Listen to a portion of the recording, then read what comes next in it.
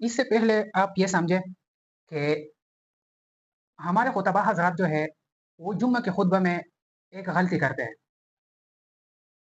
جب وہ خطبہ میں یہاں تک پہنچ جاتے ہیں کہ وَنَفَعَنَا وَإِيَّاكُمْ، تو بعض حضرات جو میں نے خود سنے ہیں وہ نفعنا کی جگہ نفعنا پڑھتا ہے، وَنَفَعَنَا وَإِيَّاكُمْ.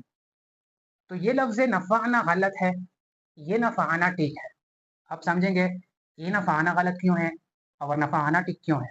تو اس وجہ سے کہ دیکھیں نفعنا کا معنی یہ صیغہ جمع متکلم فی الماضی معلوم کا بنتا ہے.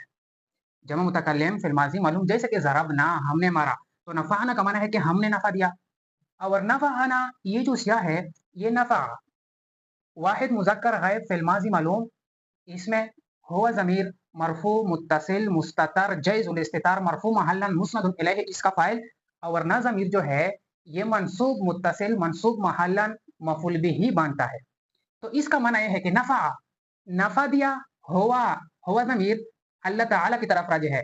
اللہ نے نہ ہم کو نفع دیا، اللہ نے ہم کو نفع دینے والا اللہ ہے. تو یہ وہ نفعنا ٹھیک ہے، نفعنا غلط ہے.